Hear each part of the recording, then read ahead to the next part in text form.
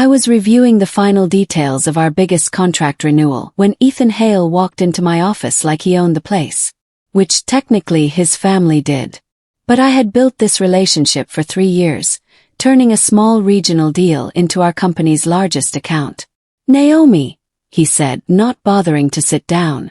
"Effective immediately, your team is being reassigned to me. The Morrison Industries contract is out of your hands." I looked up from my laptop, where I had been fine-tuning delivery schedules that would save our client millions. "I'm sorry, what?" "You heard me. The transition starts today." His tone was flat, businesslike, but there was something else underneath. Satisfaction. "Ethan, the renewal presentation is next week. We're so close to. That's my concern now." He straightened his expensive tie. "You should be grateful you still have a job." The words hung in the air between us. 3 years of late nights, weekend calls with clients, and relationship building reduced to a threat. I watched him turn and walk away, leaving my office door wide open. I sat there for a moment staring at my screen. The contract details I knew by heart suddenly felt foreign, like someone had just erased my signature from work I had created. Within an hour, the email went out to the entire leadership team. I read it twice, hoping I had misunderstood something. "Effective today, strategic oversight of the Morrison Industries relationship will transition to Ethan Hale as part of our ongoing performance restructuring initiative. This change reflects our commitment to operational excellence and leadership development." Performance restructuring.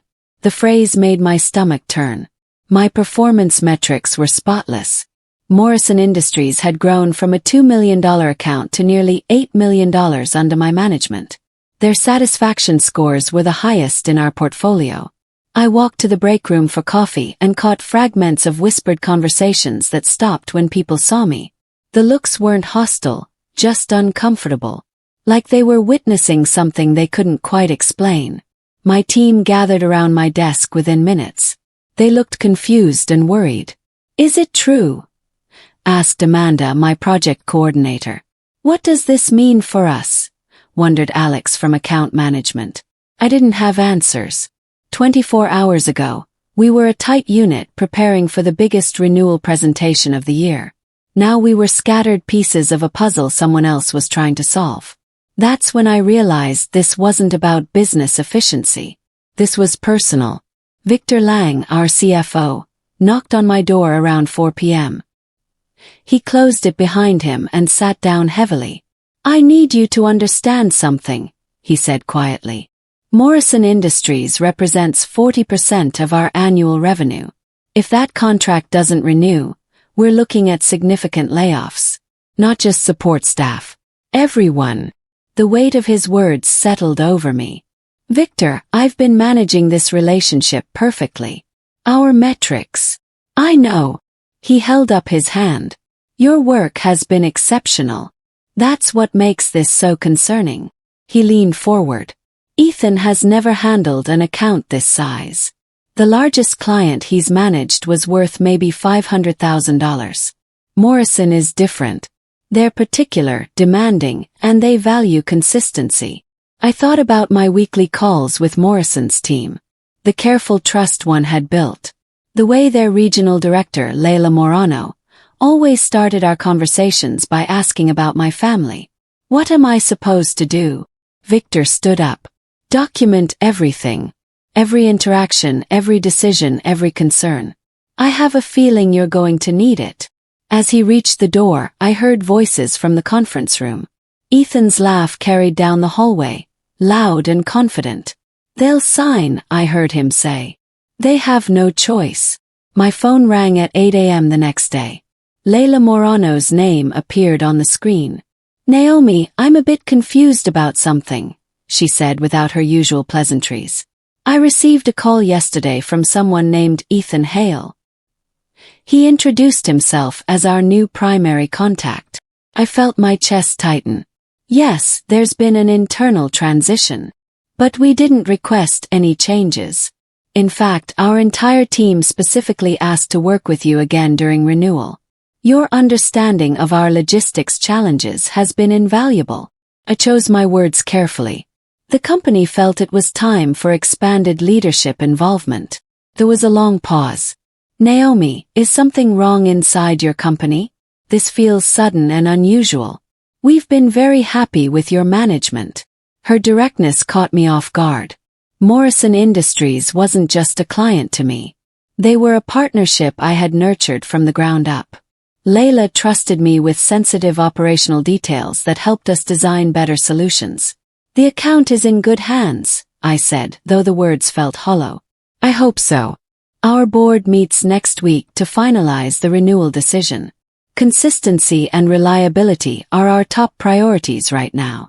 After we hung up, I stared at my calendar. Next week's renewal meeting was circled in red.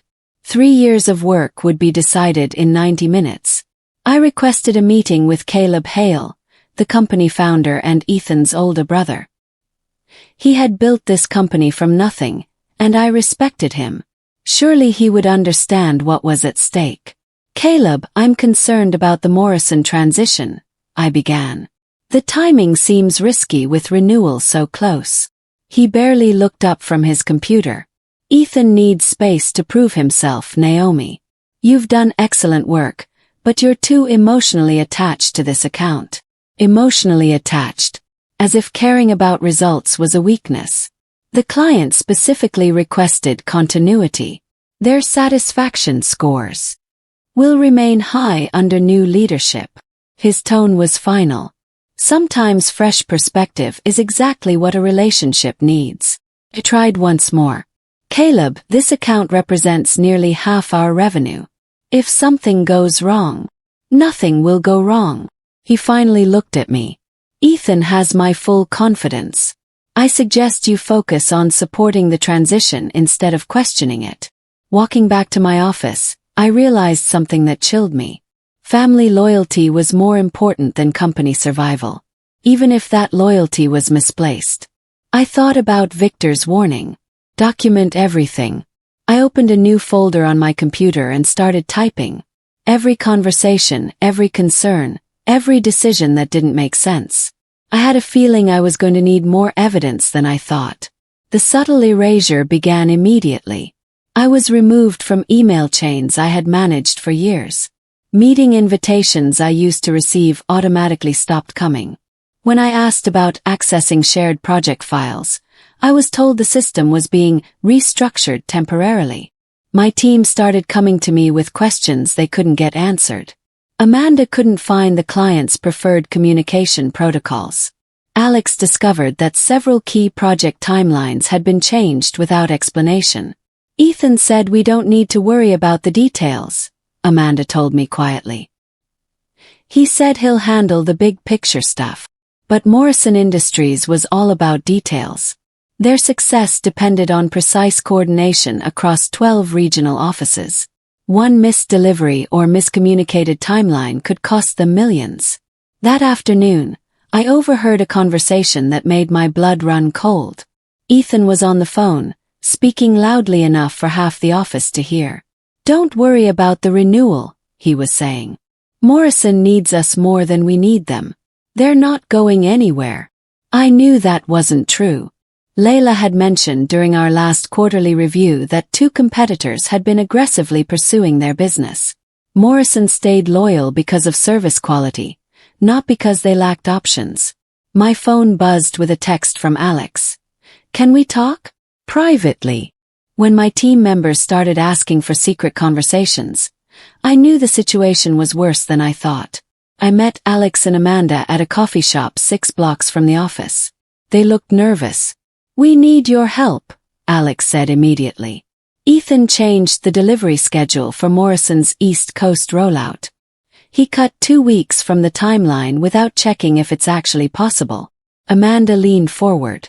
When we tried to explain the logistics challenges, he said we were being negative. He told us to make it work or find new jobs.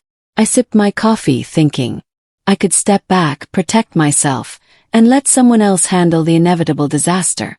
It would be the safe choice, the smart choice. But 180 people worked at our company. If Morrison Industries walked away, half of them would lose their jobs, including Alex and Amanda, who had young families and mortgages. "What exactly do you need?" I asked. Amanda pulled out her phone. "Could you review the new timeline?" "Unofficially. We just need to know if we're crazy for thinking this won't work." I looked at the schedule she showed me. Ethan had compressed a complex rollout that normally took 8 weeks into 6. He had eliminated buffer time for testing and removed quality checkpoints that Morrison considered non-negotiable. "You're not crazy," I said. "This timeline violates their operational standards." Alex exhaled heavily. "So what do we do?" I made a choice that would change everything. We document every concern, every risk, every deviation from established protocols. And we prepare backup plans. "But," Ethan said, "Ethan doesn't understand this client like we do. Our job is to protect the relationship, even if it means protecting it from our own management." Ethan held his first solo client call on Thursday morning.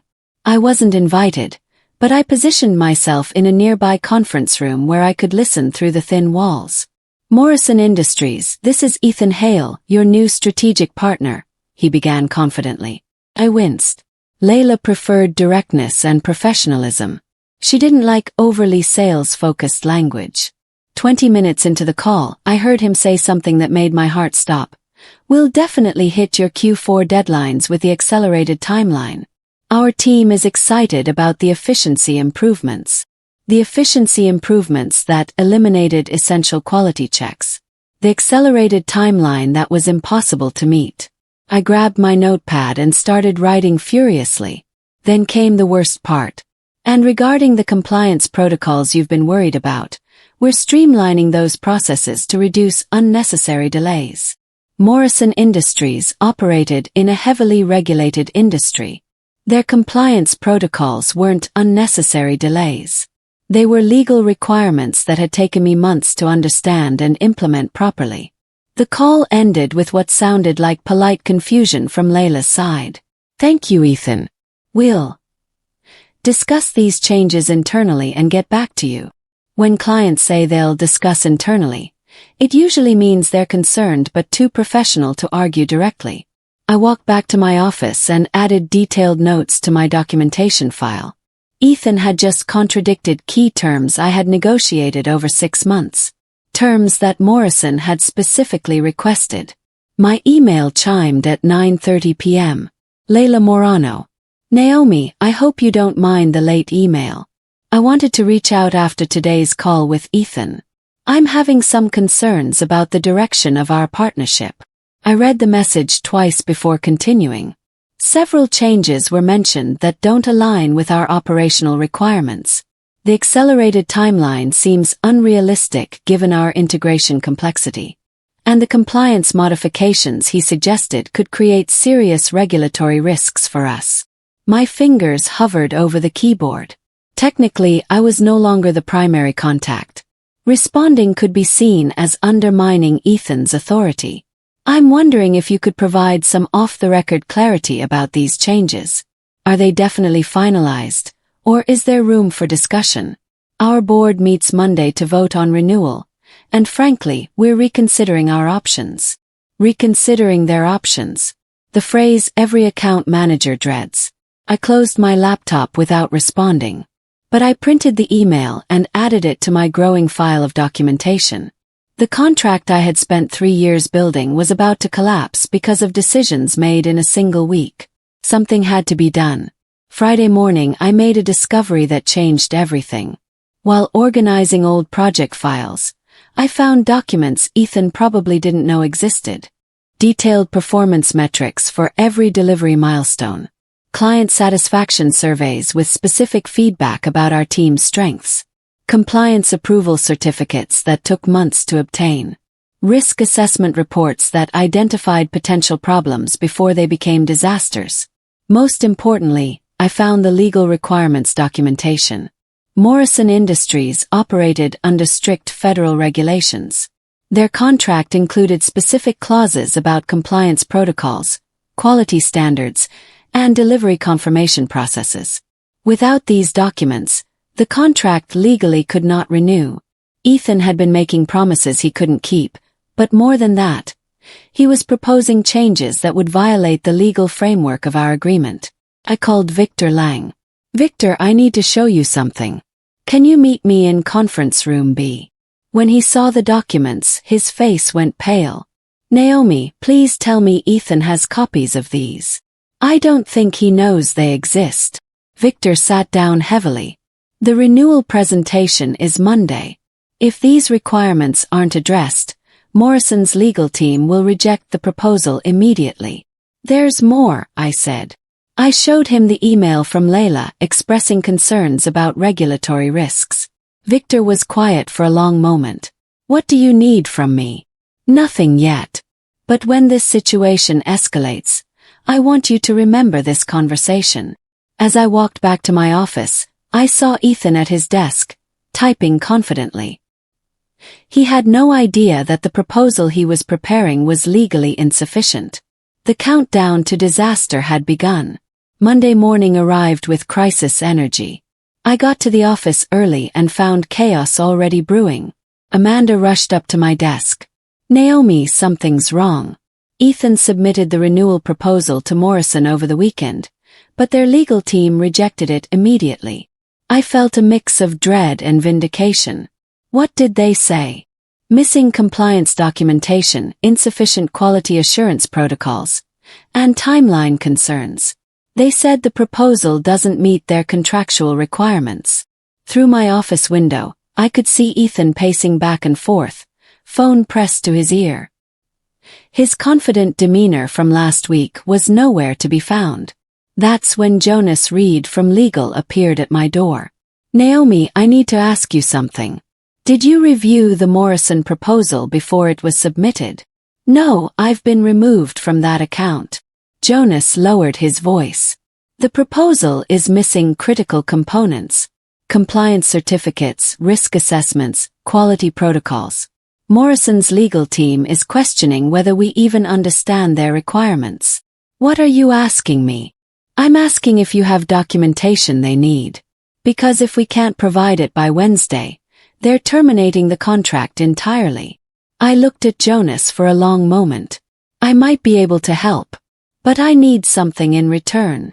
What? I need you to document this conversation. Officially. For everyone's protection. Jonas nodded slowly. He understood what I was really asking. When this situation exploded, I wanted evidence that legal had come to me for help, not the other way around. Within an hour, I was sitting in Jonas Reed's office with Renee Patel, our head of compliance. I had brought my complete documentation file. This is extensive, Renee said, flipping through pages of client communication records, meeting notes, and compliance certificates. How long have you been tracking these details? 3 years. Every requirement, every preference, every concern Morrison has raised. Jonas looked grim. Ethan never consulted either of our departments about the proposal changes. According to internal policy, any modification to a contract this size requires compliance and legal review. So he violated internal protocols. More than that, Renee said. He made commitments we legally cannot fulfill without proper documentation and approval processes. I opened my laptop and showed them Layla's email expressing concerns about regulatory risks. Then I showed them my notes from Ethan's client call, where he had promised to eliminate compliance protocols. He doesn't understand that compliance isn't optional, Renee said. Morrison operates in a regulated industry.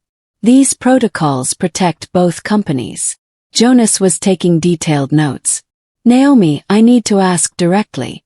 Do you have the documentation Morrison needs to proceed with renewal? Yes. And you're willing to provide it. To save the contract and protect everyone's jobs. But I need your advice first. They both leaned forward. If I help fix this, what protects me from retaliation? That afternoon, Ethan cornered me in the break room. His usual confidence was replaced by barely controlled anger. I know what you're doing, he said quietly, making sure we were alone. You're undermining my authority with this client. I continued making my coffee calmly. I'm not sure what you mean. The compliance questions, the timeline concerns, the legal requirements. Morrison didn't have these problems until you started whispering in people's ears. I turned to face him. Morrison has always had these requirements.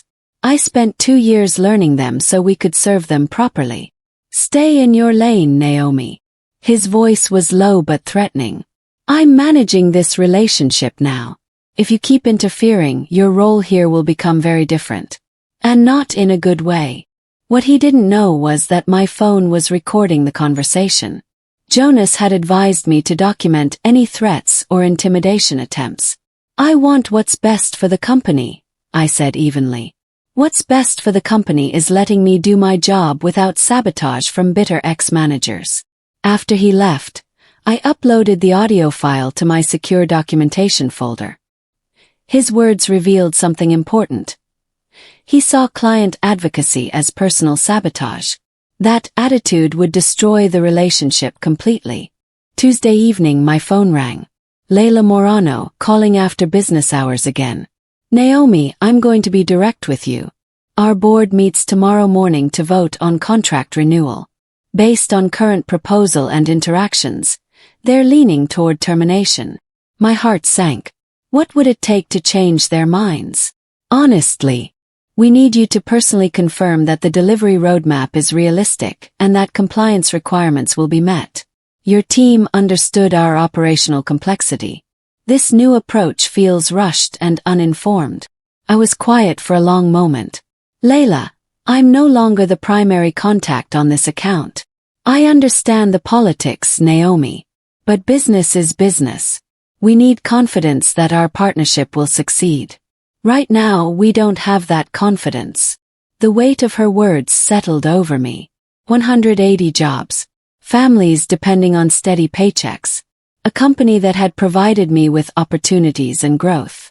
If I could provide that confirmation unofficially, would it matter? It would matter tremendously. After hanging up, I opened my computer and began drafting something I had no authority to create. An alternative proposal that addressed every concern Morrison had raised. Wednesday morning, I requested an emergency meeting with Caleb Hale. His assistant said he was unavailable. It's about the Morrison contract, I said. It's urgent. Mr. Hale asked me to remind you that Ethan is handling all Morrison matters. I tried calling Caleb directly. Voicemail. I sent an email marked urgent. Auto reply saying he was in back-to-back meetings. The message was clear. He didn't want to hear what I had to say. At 11 a.m. I took a risk. I sent my alternative proposal directly to Leila with a simple note. This addresses the concerns you raised.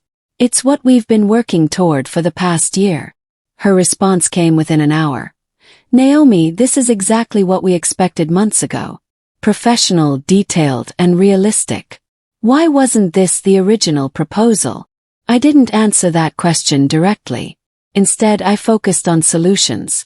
By 2 p.m., Leila called with news that changed everything. Our board voted to reject the current proposal, but they're willing to consider a 30-day extension if your alternative approach can be implemented immediately.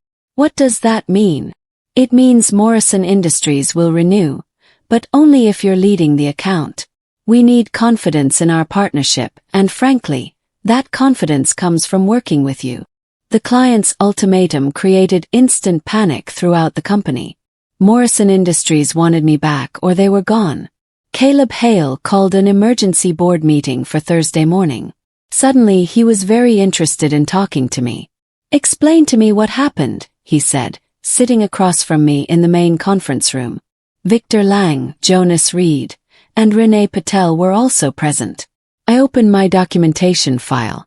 3 weeks of emails, meeting notes, recorded conversations, and compliance requirements. Ethan made commitments we cannot fulfill, I began. He eliminated compliance protocols that are legally required.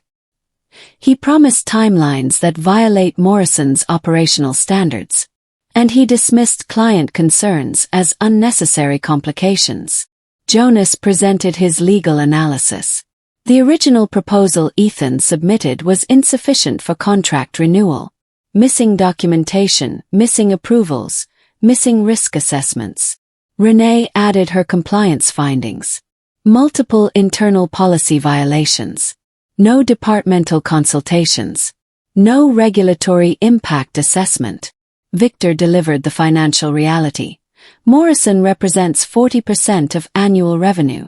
Losing them triggers immediate layoffs and potential insolvency. Caleb looked at the evidence for a long time. Finally, he asked the question I had been dreading. What's your recommendation? Restore the original account management structure. Honor the client's request for continuity.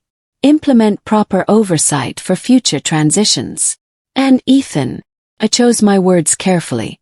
Ethan needs additional training before managing accounts of this complexity. It was the diplomatically correct answer. What I really thought would have been much harsher. The board meeting lasted 3 hours. I waited in my office, trying to focus on other work while my career hung in the balance. At 4 p.m., Caleb emerged and walked directly to Ethan's office. Through the glass walls, I could see an intense conversation. Ethan's face went from confusion to anger to something that looked like disbelief. 10 minutes later, Ethan stormed out of the building. Caleb appeared at my door shortly after. Ethan has been removed from the Morrison account, effective immediately. He'll be taking a leave of absence while we review his role in the company. I nodded, not trusting myself to speak. The board wants you to resume full management of the Morrison relationship. We're also implementing new protocols for account transitions to prevent this situation from happening again. And the renewal. Morrison agreed to proceed under your leadership. They're actually increasing the contract value by 15% based on your alternative proposal. Relief flooded through me. Jobs were saved. The company was stable. The relationship I had built survived. But I had learned something important about organizational dynamics. Family connections could override competence for a while, but eventually reality wins. The next morning felt different. My team gathered around my desk like they had 3 weeks earlier, but this time they looked relieved instead of worried. So we're back to normal? Manda asked. Better than normal, I said. We have new protocols that prevent sudden changes without proper review. And we have documentation systems that protect our work. Alex grinned. Does this mean no more secret coffee shop meetings? I laughed. No more secret meetings. But we keep documenting everything. That's what saved us. Over the following days, I worked to rebuild trust with Morrison Industries. Layla and I had several long conversations about what had happened and how we would prevent similar disruptions in the future. I need you to understand something, Layla said during one of our calls. Morrison stayed loyal to your company because of you. Not because of contracts or pricing. Because of relationships. That feedback went directly to the board, along with similar comments from other clients who had noticed the disruption. The message was clear. Account management was about more than just managing accounts. It was about understanding people, building trust, and maintaining consistency. 2 weeks later, Caleb Hale announced that he was stepping back from daily operations. He would remain as chairman, but the company needed professional management instead of family management. The announcement surprised everyone, including me. This situation taught me something important, he said during the company meeting. I let family loyalty cloud my business judgment. That almost cost everyone their jobs. He looked directly at me. I should have listened when concerns were raised. I should have investigated before defending. Leadership means making difficult decisions based on evidence, not emotions. It was the closest thing to an apology I would get, and honestly it was enough. The board offered me a promotion to senior account director, with oversight of all strategic client relationships. Part of my new role would be developing proper transition protocols and training programs. I accepted with one condition. Ethan could return to the company, but only after completing comprehensive account management training under my supervision. Some people thought I was being too generous. I thought I was being smart. The best way to prevent future problems was to ensure everyone understood proper client relationship management. 3 months later, The Morrison Industries contract renewal was finalized at the highest value in company history. More importantly, they had become a reference client for our expanded service offerings.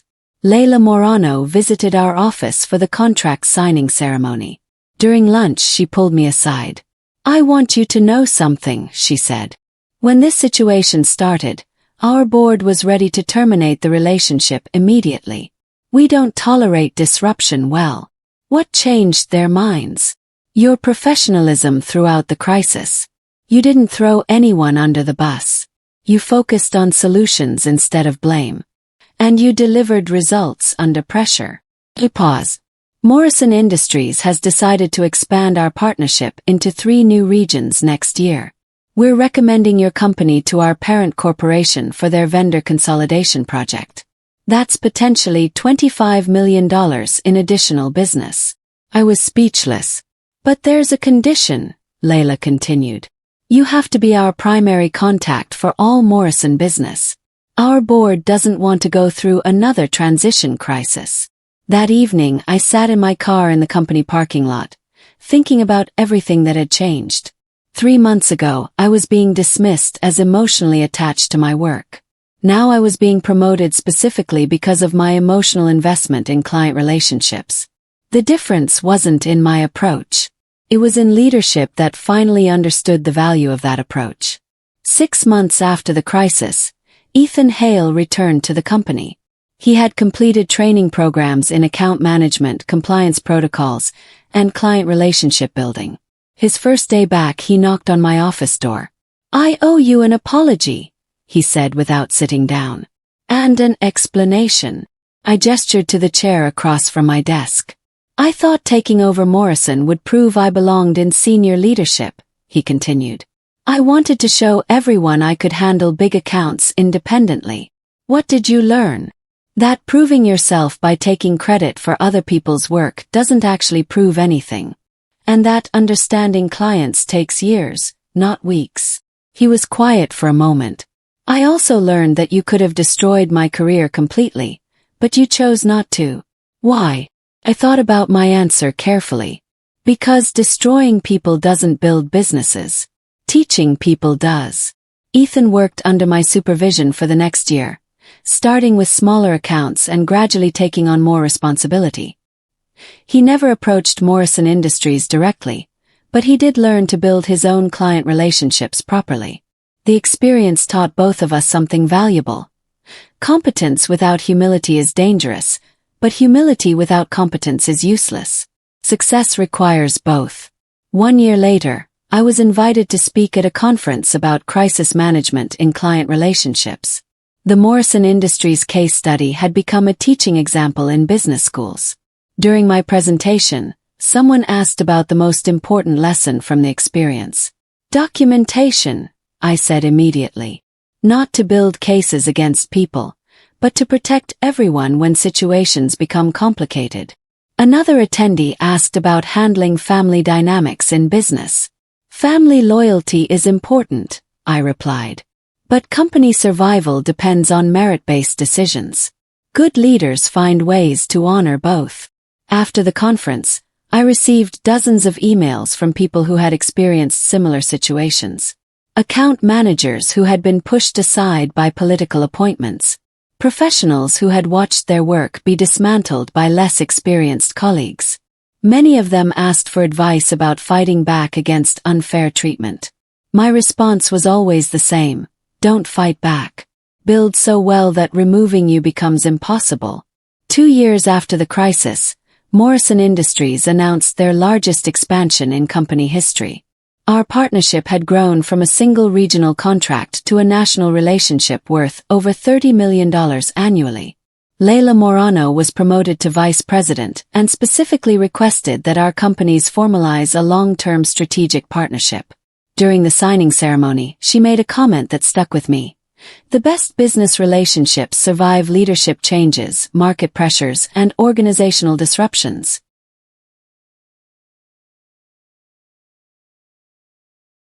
What makes them survive is the foundation of trust and competence built by individuals who care more about results than recognition." That foundation had been tested and proven during our crisis. Now it was strong enough to support expansion across multiple business lines. My role evolved again, this time to Vice President of Strategic Partnerships. I was responsible for developing similar relationships with other major clients. But Morrison Industries remained my primary focus. Some relationships are too valuable to delegate, and too important to risk. 3 years later, the company had tripled its revenue and become an industry leader in client relationship management. The protocols we developed during the Morrison crisis became our standard operating procedures. Ethan Hale had built his own portfolio of successful accounts and was promoted to regional account director. He often referenced the Morrison experience as his most valuable learning opportunity. Caleb Hale returned to active leadership as CEO, but with a new management philosophy focused on competence and accountability rather than family connections. The culture change was noticeable. People felt safe advocating for clients and raising concerns about decisions. Documentation became standard practice instead of defensive necessity. Most importantly, employee turnover dropped dramatically. When people feel heard and valued, they stay. When they stay, client relationships become stronger and more stable. Looking back, I realize the Morrison Industries crisis taught me something fundamental about professional courage. Sometimes the bravest thing you can do is refuse to let others fail, even when they're trying to push you aside. I didn't save that contract through dramatic confrontations or political maneuvering. I saved it by being consistently competent, thoroughly prepared, and focused on solutions rather than blame. The real victory wasn't in proving anyone wrong. It was in proving that client relationships matter more than office politics, that documentation protects everyone, and that professional excellence eventually wins over personal connections. Today, Morrison Industries is our flagship client and the foundation of our company's success. Ethan and I work together effectively, with mutual respect built through shared challenges. And whenever new employees join our team, I tell them the same thing. Your work will speak for itself, but only if you give it a strong enough voice. Sometimes that voice needs to be quiet, patient, and persistent. Sometimes it needs to be backed by evidence, supported by allies, and protected by documentation. But it always needs to be focused on results that matter to the people you serve. That's how you build relationships that survive any crisis, including the ones created by people who should know better.